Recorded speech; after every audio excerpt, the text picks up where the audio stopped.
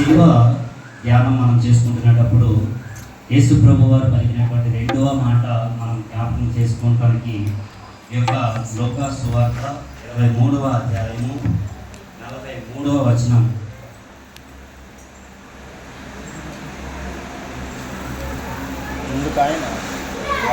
మనం జ్ఞాపకం చేసుకున్నాం. అయితే ఈ యొక్క సమయంలో అక్కడ శిలువ కార్యక్రమాన్ని మనం అందరినీ కొంచెం క్షుణ్ణంగా పరిశీలించినట్లయితే అక్కడ చాలా దారుణం ఒకటి జరుగుతుంది. అది ఏంటంటే ఒక పరిశుద్ధుడిని పట్టుకొని ఒక అక్రమకారుల మధ్యలో, ఒక పాపాత్ముల మధ్యలో, ఏ దోషము లేనటువంటి, ఏ పాపము లేనటువంటి పరిశుద్ధుడిని పట్టుకొని ఒక అక్రమకారులు అయినటువంటి ఒక ఇద్దరు దొంగల మధ్యలో ఆయన్ని సిలువ వేయడం అనేది మనం గమనిస్తున్నాం. అది చాలా భయంకరమైనటువంటి విషయం. ఈ యొక్క దొంగలు అనేవాళ్ళు ఇద్దరు బందిపోటు దొంగలు అని చెప్పేసి అని బైబిల్ మనకు సెలవిస్తుంది. ఈ యొక్క బందిపోటు దొంగలు అన్న వాళ్ళు ఎలాంటి వాళ్ళు అంటే, వాళ్ళు చేయనటువంటి పాపాలు, వాళ్ళు చేయనటువంటి అక్రమాలు, వాళ్ళు చేయనటువంటి ఈ యొక్క దుష్కార్యాలు అనేటువంటివి అనేకమైనటువంటివి అయి ఉంటాయి. వాళ్ళకి తెలిసింది ఒకటే, దారిని పోయే వారిని అడ్డగించి వారిని దారుణాతి దారుణంగా కొట్టి చంపి వారి దగ్గర ఉన్నటువంటి ధనాన్ని, బంగారాన్ని, వారికి ఏదైతే అవసరమో వాటిని తీసుకొని వారిని చంపడం అనేది వారు చేసినటువంటి పెద్ద భయంకరమైనటువంటి క్రియ. అటువంటి భయంకరమైనటువంటి ఇద్దరు దొంగల మధ్యలో పరిశుద్ధులైనటువంటి యేసుక్రీస్తు వారిని అక్కడ రోమా సైనికులు సిలువ వేయడం అనేది చాలా భయంకరమైనటువంటి ఘోరమైనటువంటి అన్యాయం. అయితే ఇక్కడ మనం గమనించాల్సిన విషయం ఏంటంటే, ప్రభు అయినటువంటి యేసుక్రీస్తు వారికి తెలుసు అక్కడ ఉన్నటువంటి ఇద్దరు దొంగల్లో ఒక దొంగని నేను ఈరోజు రక్షించబోతున్నాను, ఖచ్చితంగా ఒక దొంగని నేను కాపాడుతున్నాను అనేటువంటి ఆ యొక్క ప్రభు వారు గాఢంగా నమ్మినటువంటి అక్కడ ఒక సువార్త బయలుదేరింది. ఆ యొక్క సువార్త ఎలాంటిదని అంటే, మనమందరం అనుకోవచ్చు, మనందరికి జనరల్గా తెలిసిన విషయం ఏంటంటే, ఇద్దరు దొంగల్లో ఒక దొంగ మంచివాడు, ఒక దొంగ చెడ్డవాడు. అయితే బైబిల్ సెలవిస్తున్నది ఏంటంటే, ఏ దొంగ మంచివాడు కాదు, అక్కడ ఉన్నటువంటి ఇద్దరు దొంగలు కూడా చెడ్డవాళ్ళే. ఒక దొంగ మాత్రమే దేవుడిని దూషించి రెండో దొంగ దేవుడిని దూషించలేదు అనేటువంటి వాక్యం అక్కడ లేదు. మనం ఒక బైబిల్ గ్రంథం నుంచి మార్కు సువార్త 15వ అధ్యాయము 31వ అధ్యాయము 31, 32 వచనాలు మనం జ్ఞాపకం చేసుకున్నట్లయితే చదవండి.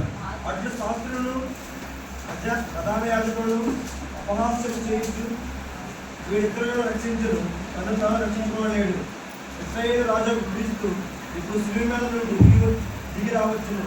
అప్పుడు మనం చూసి నమ్ముదమని ఒకరితో ఒకరు చెప్పుకున్నది. ఆయనతో కూడా శిలువ వేయబడిన వారు ఆయన నిందించిరి.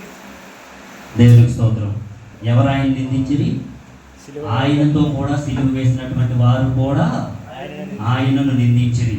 వారు అంటే ఒకడు మాత్రమే కాదు, సిలువ వేసినటువంటి వారి ఇద్దరు కూడా యేసు ప్రభు వారిని నిందించినట్టుగా మనం అక్కడ వాక్యంలో చూస్తున్నాం. ఎందుకంటే ఆ దొంగలకి తెలియదు యేసు ప్రభు పరిశుద్ధుడని, ఆయన పాపుల రక్షకుడని, ఆయన యూదుల రాజు అని ఆ దొంగలకి బహుశా ముందు కూడా తెలియకపోవచ్చు. కాబట్టి వారిద్దరూ కూడా దేవుణ్ణి అక్కడ కింద ఉన్నటువంటి వాళ్ళు పరిసయ్యులు, శాస్త్రులు, ఆ యొక్క రోమా సైనికులు, వాళ్ళందరూ ఎవరైతే ఎలాగైతే నిందిస్తున్నారో అట్టి రీతిగానే ఈ యొక్క దొంగలు ఇద్దరూ కూడా ప్రభు అయినటువంటి యేసుక్రీస్తు వారిని నిందించడం మనం అక్కడ చూస్తున్నాం.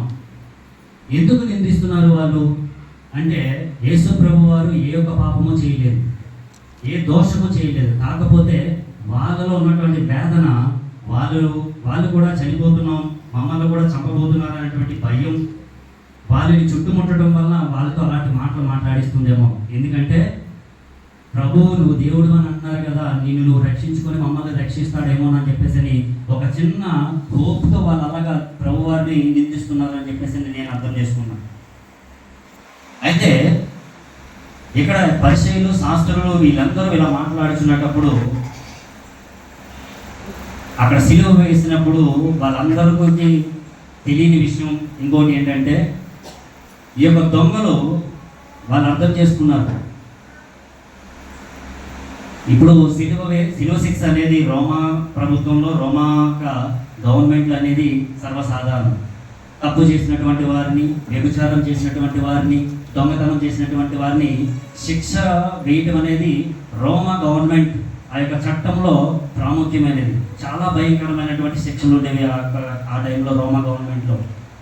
అయితే పాపం చేసినటువంటి వారిని రాళ్ళతో కొట్టి చంపడం, బ్రతుకుంటుండగానే వాళ్ళని చిత్రవధ చేయటం, ఇటువంటి భయంకరమైనటువంటి శిక్షలు అక్కడ ఆ సమయంలో అమలులో ఉండేవి. అయితే సిలువ శిక్ష అనేది యేసుప్రభు వారికి మాత్రమే వేశారా అని అంటే, యేసుప్రభు వారికి మాత్రమే సిలువ శిక్ష వేయలేదు. ఈ యొక్క సిలువ శిక్ష అనేది డిజైన్ చేసింది, ఈ యొక్క సిలువ శిక్ష అనేది తీసుకుని వచ్చింది రోమా సైనికులు యేసుప్రభుకు మాత్రమే వేయడం కోసం అని చెప్పేసి ఆ టైంలో సిలువ శిక్ష అనేది అమలుకి తీసుకొని రాలేదు. ఎందుకంటే యేసుప్రభు వారి కన్నా ముందు కూడా చాలా మందికి సిలువ శిక్ష అనేది వేశారు. యేసుప్రభు వారు చనిపోయిన తర్వాత, యేసుప్రభు వారి యొక్క భూమిని విడిచిపెట్టి వెళ్ళిపోయిన తర్వాత కూడా చాలా మందికి సిలువ శిక్షలు అనేవి అమలు చేశారు.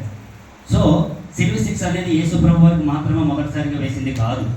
కాకపోతే ఏ దోషము ఏ పాపము ఎరిగినటువంటి ఒక పరిశుద్ధుడిని పట్టుకొని సిలువ వేయటం అనేది అదే మొదటిసారి. అయితే ఇదంతా చూస్తున్నటువంటి దొంగలు గమనిస్తున్నప్పుడు అక్కడ ఉన్నటువంటి దొంగలలో ఇద్దరు కూడా దేవుడిని దూషించడం మొదలుపెట్టారు. వాళ్ళిద్దరికీ దేవుడు ఎటువంటి అన్యాయం చేయలేదు, వాళ్ళిద్దరికీ దేవుడు ఎటువంటి ద్రోహము చేయలేదు, కానీ ఇద్దరు కూడా దేవుడిని దూషించడం మొదలుపెట్టారు. అయితే ఇక్కడ మన వాక్యంలో జ్ఞాపకం చేసుకునేటప్పుడు మనం ఒక మాట చదువుకున్నాం, ప్రభువా మమ్ములను నీ యొక్క రాజ్యంలో నీ వెళ్ళినప్పుడు మమ్మల్ని జ్ఞాపకం చేసుకునేటువంటి ఒక మాట ఒక దొంగ మాట్లాడుతున్నాడు. అయితే దూషిస్తున్నటువంటి దొంగల్లో ఒక దొంగ ఎందుకు మారాడు, అతను ఎందుకు అలాగా దేవుడిని తెలుసుకొని మాట్లాడాల్సి వచ్చింది అని చెప్పేసానంటే, మనం గ్రంథంలోకి వెళ్ళినట్లయితే మత్తయి సువార్త 27వ అధ్యాయము 44వ వచనాన్ని ఒకసారి మనం చూద్దాం.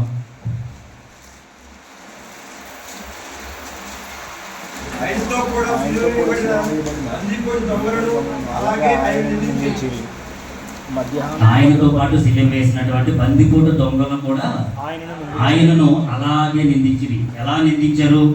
కొంచెం పైకి వెళ్ళి చదివినట్లయితే 41 నుంచి 43 వచ్చిన చదవండి ఒకసారి. అలాగే శాస్త్రులను, పెద్దలను, ప్రధాన యాజకులను కూడా ఆయనను అపహాసించుచు, వీడు ఇతరులను రక్షించలే, తను తాను రక్షించుకోలేడు, ఇశ్రాయేలు రాజు కదా, ఇప్పుడు సిలువ మీద నుండి దిగిన యెడల వాని నమ్ముదుము, వాడు దేవుని యందు విశ్వాసం ఉంచును. నేను దేవుని కుమారుడిని చెప్పిన కనుక ఆయనకి ఇష్టడైతే ఆయన ఇప్పుడు ఆయన తప్పించమని చెప్పి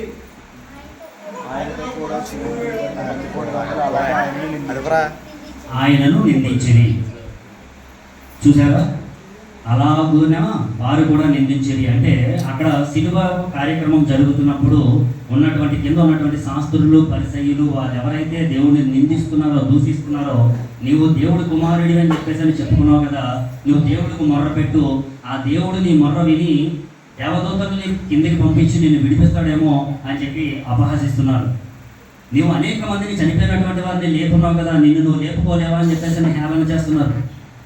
నువ్వు అనేక మందిని గుడ్డి వారికి నువ్వు చూపించావు కదా, నిన్ను నువ్వు కాపాడుకోలేవా అనేటువంటి నిందిస్తున్నారు. ఇంత దారుణంగా ఆయన్ని అవమానిస్తున్నప్పుడు ఆయన్ని ఏ విధంగా నిందిస్తున్నారు పరిసయ్యులు అని చెప్పేసి అంటే, ఆయన్ని తిట్టడం, దూషించడం, ఆయన లేనిదైతే మాట్లాడట్లేదు. కానీ ఒక రకంగా చెప్పాలంటే ఆ పరిసయ్యులు, శాస్త్రులు వారందరూ కూడా యేసు ప్రభు వారు చేసినటువంటి క్రియలను పొగుడుతూనే ఆయన నిందిస్తున్నట్టుగా మనం అక్కడ వాక్యంలో చదువుతున్నాం. పొగడటం అంటే ఆయన చేసినటువంటి గొప్ప కార్యాలను అక్కడ వివరిస్తూ ఆయన్ని తిట్టడం గమనిస్తున్నాం. ఈ మాటలన్నీ వింటున్నటువంటి ఇద్దరు దొంగలు అబ్జర్వ్ చేస్తున్నప్పుడు అందులో ఉన్నటువంటి ఒక దొంగకి మాత్రం సువార్త బయలువెళ్ళింది. ఇక్కడ ఇతనిని సిలువ వేసి చంపేస్తున్నారే, ఇతను మాలాగా ఎటువంటి ద్రోహము చేయలేదు, ఎటువంటి పాపము చేయలేదు, ఏ పాపము ఎరిగినటువంటి వాడిని ఇక్కడ మాతో పాటు సిలువ వేసి చంపేస్తున్నారు. వీళ్ళందరూ ఇతనికి ఇంత సాక్ష్యం చెప్తున్నారు. ఇతను చంపేస్తున్నప్పుడు కూడా మేము దొంగలం, మా గురించి ఎవరు ఇలా మాట్లాడుకోవట్లేదు, అయినా కూడా ఇంత దారుణంగా ఈయన మాట్లాడుతున్నా కానీ యేసు ప్రభు వారు ఆయన ఎక్కడి నుంచి క్షమిస్తున్నాడు, అతనికి అంత హృదయం ఎక్కడి నుంచి వచ్చిందని చెప్పేసి అని అక్కడ ఉన్నటువంటి ఒక దొంగ ఆలోచించడం మొదలుపెట్టాడు. ఆ ఆలోచించడంతోనే అతని హృదయం అక్కడ మారింది.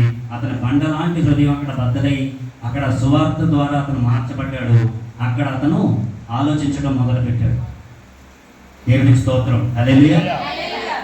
అప్పుడు ఆ తర్వాత ఇద్దరు దొంగలు మాట్లాడుకుంటున్నప్పుడు గ్రంథంలోకి వెళ్ళినట్లయితే లూకా సువార్త 23:39 నుంచి 43 వచనాలు మనం చదువుకున్నట్లయితే, నీవు తీసుకో కదా, నిన్ను రక్షించుకొని మమ్మల్ని కూడా రక్షించమని చెప్పాను. అయితే వారిని గద్దించి, నువ్వు దేవునికి భయపడవా? అయితే ఇది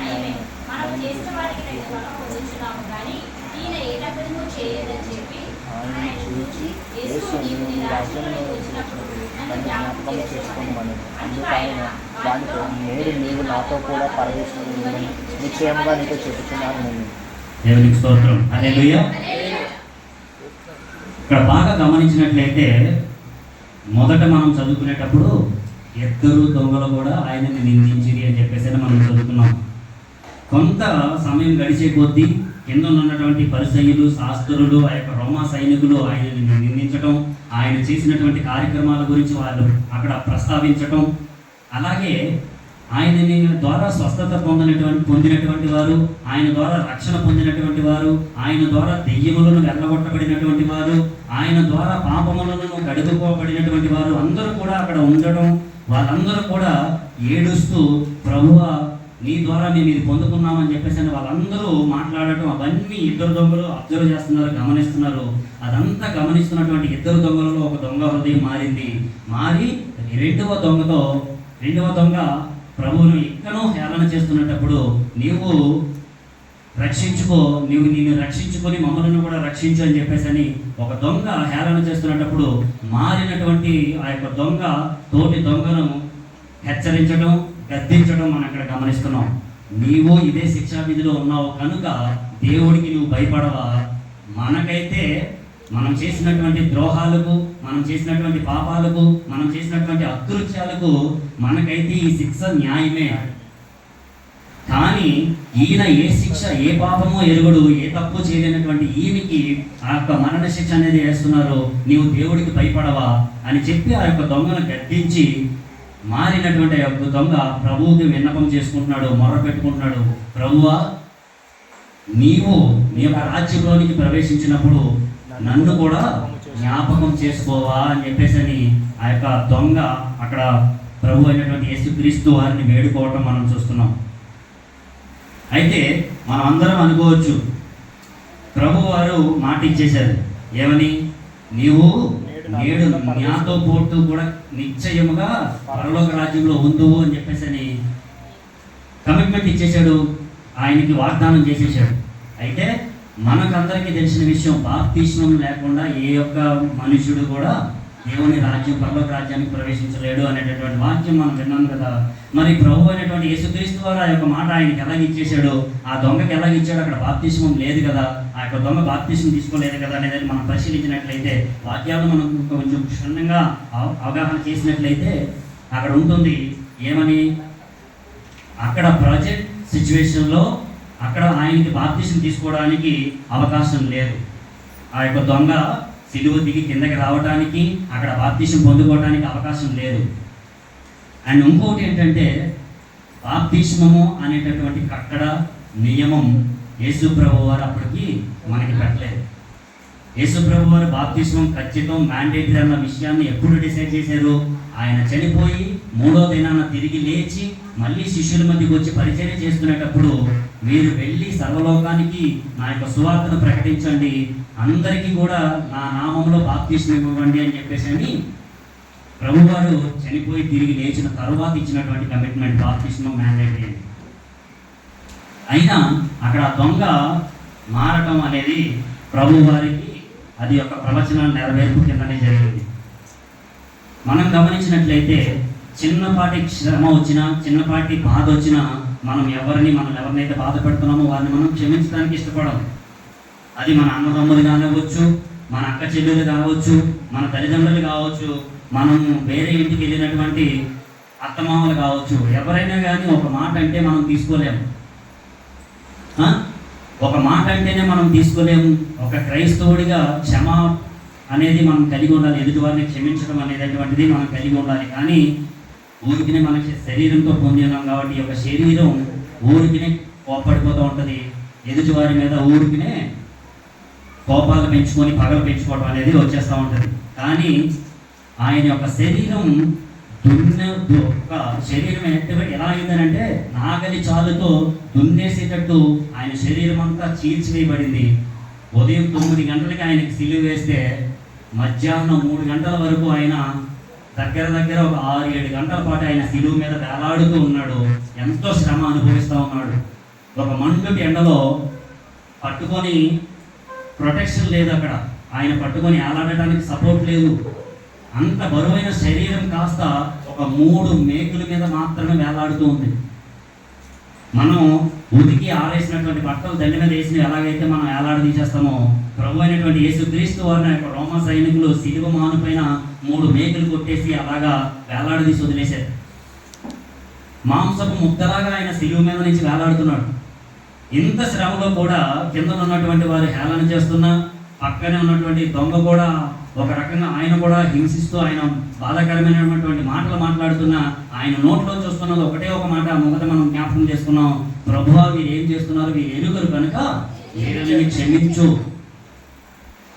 ఈరోజు మనం జ్ఞాపకం చేసుకోవాలి, ఈరోజు మనం ఆలోచన చేసుకోవాలి, నువ్వు నేను ఎంతమందిని క్షమిస్తున్నాం? ఎంతమంది మన మీద తప్పుడు మాటలు మాట్లాడిన వాళ్ళని పోనీలే చెప్పేసి వదిలిపెడుతున్నాం? తోడబుట్టినటువంటి అన్నదమ్ములు ఒక మాట అంటే మనం తీసుకోలేము, అక్క చెల్లెలు ఒక మాట అంటే తీసుకోలేము.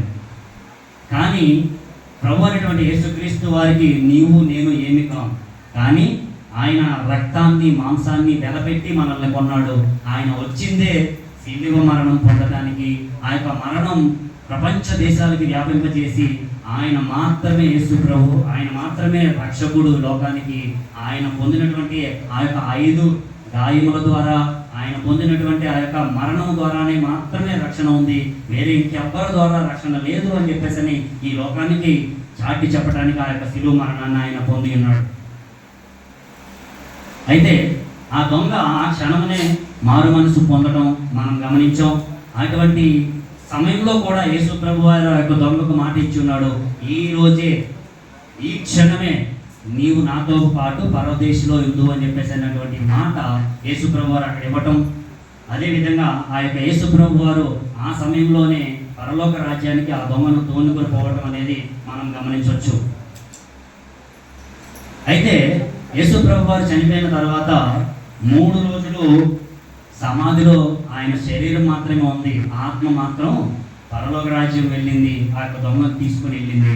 అక్కడికి వెళ్ళి అక్కడ ప్రభువు కన్నా ముందు చనిపోయినటువంటి వారు ఆదాము నుంచి మొదలుకొని యేసు ప్రభు వరకు చనిపోయినటువంటి ఆత్మలను ఆయన అక్కడికి వెళ్ళి ఆయన కనపరుచుకోవటం. అలాగే ఆ పరలోక రాజ్యం నుంచి ఆ తరువాత పక్కనే ఉన్నటువంటి నరకానికి కూడా యేసు ప్రభు వారు వెళ్ళటం.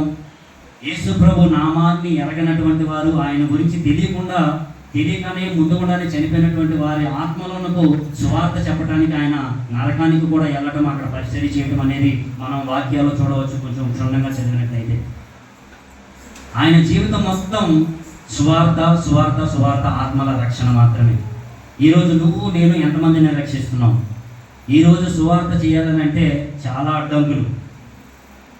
ఇంకా రానున్నటువంటి దినాల్లో ఈ యొక్క గవర్నమెంట్ చాలా క్రూషియల్ సిచ్యువేషన్స్ని మనకు తీసుకొని వస్తుంది. ఎలాంటివి అంటే ఈ యొక్క సువార్త చెప్పడానికి మనం ఎక్కడికైనా వెళ్ళాలని అంటే పక్క గ్రామాలకి పక్క ఇల్లుకి వెళ్ళి సువార్త చెప్తే గవర్నమెంట్ డెసిషన్ తీసుకోబోతుంది, 12 సంవత్సరాలు జైలు శిక్ష విధించబోతుందంట. ఎవరికైనా సువార్త చెప్పడానికి వెళ్తే 12 సంవత్సరాలు జైలు శిక్ష ఇవ్వాలని చెప్పేసి గవర్నమెంట్ ఒక సర్క్యులర్ తీసుకురావడానికి సన్నాహాలు చేస్తుంది. ఎవరైనా బాప్తీసం తీసుకోవాలంటే ఇంకా రానున్న దినాల్లో కలెక్టర్కి మన సమీపంలో ఉన్నటువంటి ఎంఆర్ఓ ఎండి ఆఫీసులకు ఒక లెటర్ పెట్టుకోవాలి, నేను ఇలాగ మతం మారబోతున్నాను, నాకు అనుమతి కావాలని చెప్పేసి అనుమతి పత్రాన్ని కూడా తీసుకొని మనం బాప్తీసం తీసుకోవాల్సినటువంటి దౌర్భాగ్య స్థితి రోజులు ఇంకా ముందు రాబోతున్నాయి. ఇలాంటి స్థితి మనకు రాకుండానే మనం ముందుగానే ఫ్రీగా ఎటువంటి వెల లేకుండా మనం దేవుని యొక్క రక్షణను పొందుకున్నాం, ఆయన బాప్తీసాన్ని పొందుకున్నాం. నీవు నేను ఎంత కరెక్ట్గా ఉంటున్నాం అనేది ఒకసారి మనల్ని మనం ఆత్మవిమర్శ చేసుకోవాలి. ప్రియమైనటువంటి వాళ్ళారా, మనమందరం కూడా తోటి మనిషిని ప్రేమించి ఎదుటి మనిషిని క్షమించగలిగినప్పుడే మనం నిజమైనటువంటి క్రైస్తవులుగా మనం ఎంచబడతాం. పరిశుద్ధ దినం అని చెప్పేసి ఆదివారం వచ్చి ఆరాధనలో పాల్పంపులు పొందుకొని 5-10 నిమిషాలు టైం స్పెండ్ చేసి వెళ్ళిపోవటం, లేదనుకుంటే ఈ యొక్క పండుగలు పురస్కరించుకొని కొత్త బట్టలు వేసుకొని అలంకరించుకొని వచ్చి వెళ్ళిపోవటం కాదు. కానీ మన ఆత్మను అలంకరించుకోవాలి. ఎదుటివాడికి మన ఆత్మ, మన యొక్క పరిశుద్ధత ఎదుటివారికి మాదిరికరంగా ఉండాలి. మనలో ఉన్నటువంటి పరిశుద్ధతను ఎదుటివారు చూసి వీళ్ళు నిజంగా దేవుని బిడ్డలే, వీళ్ళు నిజంగా దేవుని యొక్క ఆత్మను పొందుకున్నటువంటి వారే అని చెప్పేసి ఎదుటివారు మన గురించి సాక్ష్యం చెప్పేటటువంటి జీవితాన్ని మనం జీవించాలి. అదేవిధంగా ఇలా పరిశీలన చేస్తే ఇంకా చాలా అనేకమైన అంశాలు ఉన్నాయి. సమయం మనకి ఇచ్చింది 10 నిమిషాలే కాబట్టి అంతకు మించి మనం ఎక్కువ ఇంకా డీప్గా వెళ్ళలేం. కాబట్టి మనం గమనించాలి, ఈ యొక్క సమయంలో మనం ఎంతవరకు మనం పోలి యేసుప్రభు వారిని పోలి ఉన్నాం, ఎంతవరకు ఆయన ప్రేమను ఎదుటి వారికి మనం చాటి చెప్తున్నాం, ఎంతవరకు మనం ఆయన సువార్తలో పాలిపంపులు పొందుకుంటున్నాం అనేటటువంటిది ఒకసారి మనం పరిశీలన చేసుకోవాలి. దేవుడి యొక్క కొద్ది మాటలు మనం ఇంట్లో జీవించి ఆశించిన కాక.